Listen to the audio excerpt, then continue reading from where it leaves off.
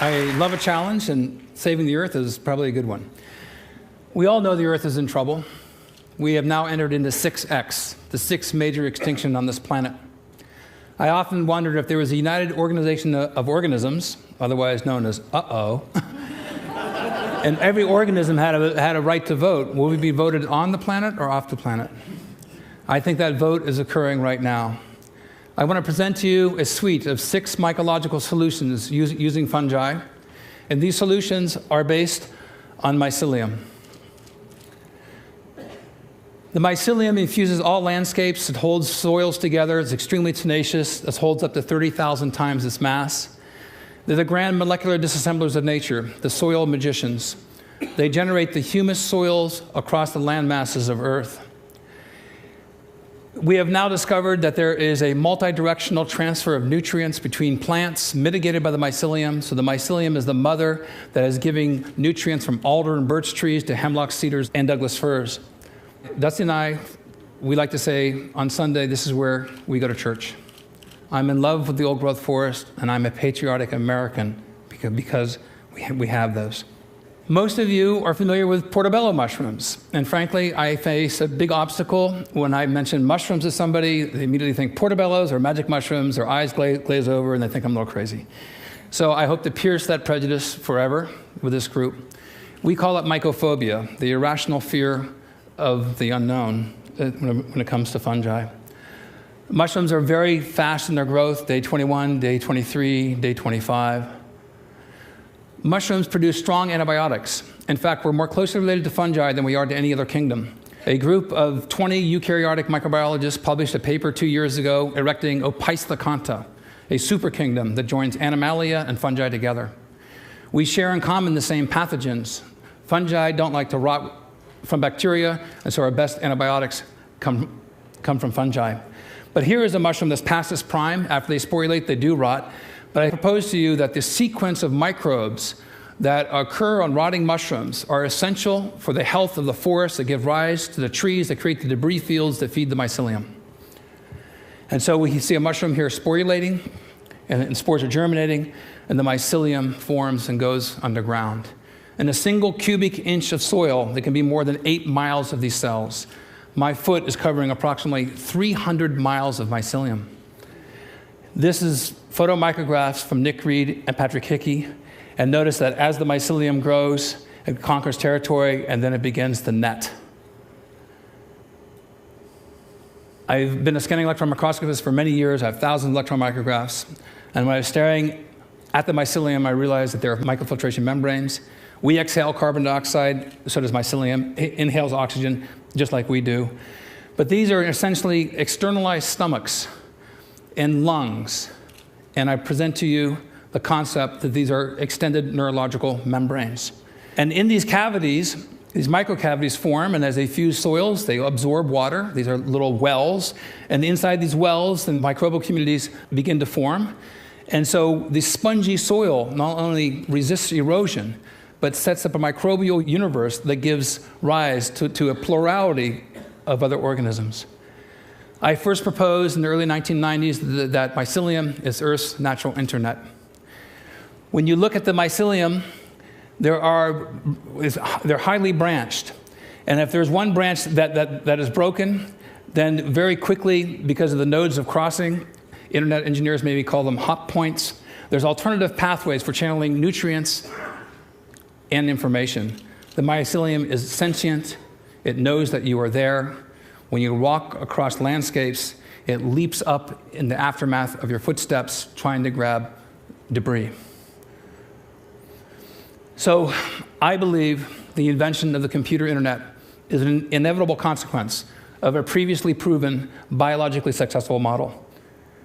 The Earth invented the computer internet for its own benefit, and we now, being the top organism on this planet, is trying to allocate resources in order to protect the biosphere. Going way out, dark matter conforms to the same mycelial archetype. I believe matter begets life. Life becomes single cells become strings, strings become chains, chains network. And this is the paradigm that we see throughout the universe. Most of you may not know that fungi were the first organisms to come to land. They came to land 1.3 billion years ago, and plants followed several hundred million years later. How is that possible? It's possible because the mycelium produces oxalic acids and many other acids and enzymes, pockmarking rock and grabbing calcium and other minerals and forming calcium oxalates, makes the rocks crumble, and the first step in the generation of soil. Oxalic acid is two carbon dioxide molecules joined together. So fungi and mycelium sequester carbon dioxide in the form of calcium oxalates, and all sorts of other oxalates are also sequestering carbon dioxide through the minerals that are being formed and taken out of the rock matrix. This was first discovered in 1859. This is a photograph by Franz Huber. This photograph was taken in the 1950s from Saudi Arabia. 420 million years ago, this organism existed. It was called Prototaxides. Prototaxides, laying down, was about 3 feet tall. The tallest plants on Earth at that time were less than 2 feet. Dr. Boyce at the University of Chicago published an article in the Journal of Geology this past year determining that Prototaxides was a giant fungus, a giant mushroom. Across the landscapes of Earth were dotted these giant mushrooms all across most land masses, and these existed for tens of millions of years. Now, we've had several extinction events, and as we march forward 65 million years ago, most of you know about it, we had an asteroid impact.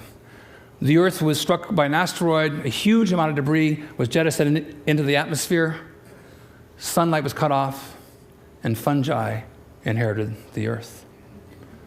Those organisms that paired with fungi were rewarded because fungi do not need light. More recently, at Einstein University, they just determined that fungi use radiation as a source of energy, much like plants use light. So the prospect of fungi existing on other planets elsewhere, I think, is a foregone conclusion, at least in my own mind.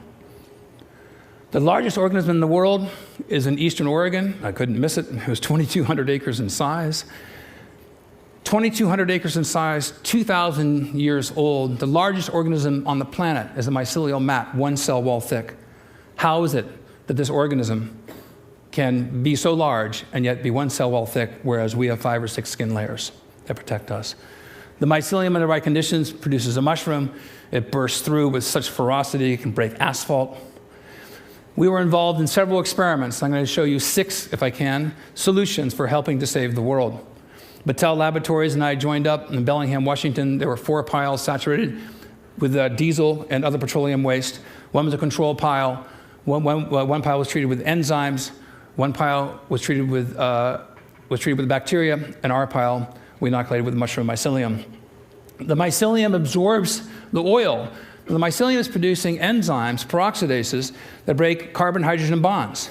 These are the same bonds that hold hydrocarbons together. So the mycelium becomes saturated with the oil, and then when we return 6 weeks later, all the tarps were removed, all the other piles were dead, dark, and stinky. We came back to our pile, it was covered with hundreds of pounds of oyster mushrooms, and the color changed to a light form. The enzymes remanufactured the hydrocarbons into carbohydrates, fungal sugars. Some of these mushrooms are very happy mushrooms. They're very large. They're showing how much nutrition that they could have obtained. But something else happened, which was an epiphany in my life. They sporulated. The spores attract insects. The insects laid eggs. Eggs became larvae. Birds then came bringing in seeds. And our pile became an oasis of life. Whereas the other 3 piles were dead, dark, and stinky. And the PAHs, the aromatic hydrocarbons, went from 10,000 parts per million to less than 200 in 8 weeks.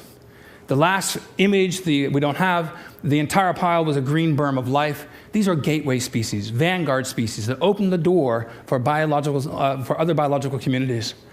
So I invented burlap sacks, bunker spawn, and putting the mycelium using storm-blown debris. You can take these burlap sacks and put them downstream from a farm that's producing E. coli or other waste, or a factory with chemical toxins, and it leads to habitat restoration. So we set up a site in Mason County, Washington, and we've seen a dramatic decrease in the amount of coliforms.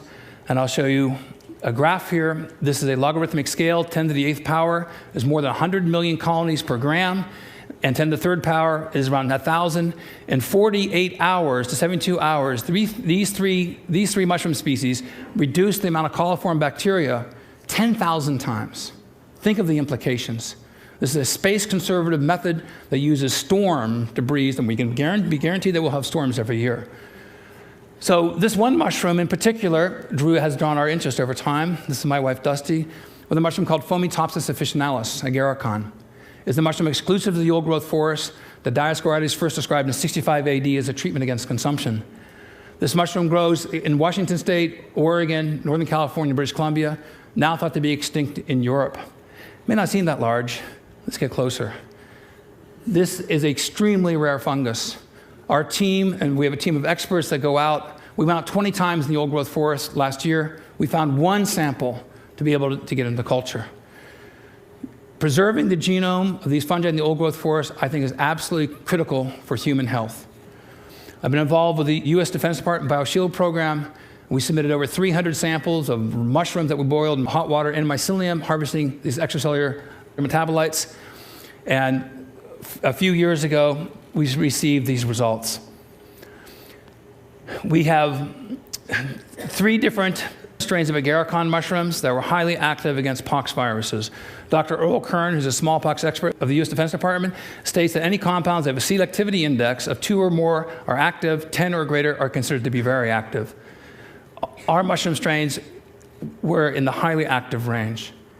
There's a vetted press release that you can read that's vetted by DOD if you Google Stamets and smallpox, or you can go to npr.org and listen to a live interview. So encouraged by this, naturally we went to flu viruses. And so for the first time, I'm showing this. We have 3 different strains of agarikon mushrooms, highly active against flu viruses. Here's the selectivity index numbers. Against pox, you saw 10s and 20s. Now against flu viruses, compared to the ribavirin controls, we have an extraordinarily high activity. And we're using a natural extract within the same dosage window as a pure pharmaceutical. We tried against flu A viruses, H1N1, H3N2, as well as flu B viruses. So then we tried a blend, and then a blend combination. We tried it against H5N1, and we got greater than 1,000 selectivity index. I then think that we can make the argument that we should save the old-growth forest as a matter of national defense.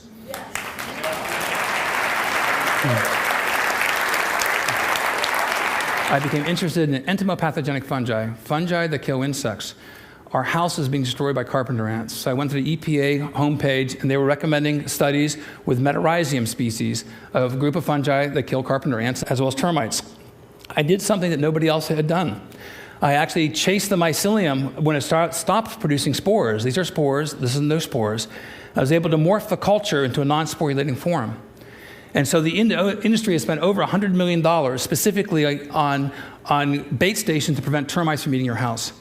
But the insects aren't stupid. They would avoid the spores when they came close. And so I morphed the cultures into a non-sporulating form. And I got my daughter's Barbie doll dish. I put it right with a bunch of carpenter ants were making debris fields every day in my house. And the ants were attracted to the mycelium because there's no spores. They gave it to the queen. 1 week later, I had no sawdust piles whatsoever. And then a delicate dance between dinner and death. The mycelium is consumed by the ants. They become mummified, and boing, a mushroom pops out of their head. Now, after sporulation, the spores repel, so the house is no longer suitable for invasion. So you have a near-permanent solution for reinvasion of termites. And so my house came down. I received my first patent against carpenter ants, termites, and fire ants. Then we tried extracts, and lo and behold, we can steer insects to different directions. This has huge implications. I then received my second patent, and this is a big one. It's been called an Alexander Graham Bell patent because it covers over 200,000 species. This is the most disruptive technology, I've been told by executives of the pesticide industry, that they have ever witnessed. This could totally revamp the pesticide industries throughout the world. You could fly 100 PhD students under the umbrella of this concept, because my supposition is that entomopathogenic fungi, prior to sporulation, attract the very insects that are otherwise repelled by those spores. And so I came up with a life box, because I needed a delivery system. The life box, you could be getting a DVD of the TED conference, You add soil, you add water, you have mycorrhizal and endophytic fungi, as well as spores like of the agarikon mushroom.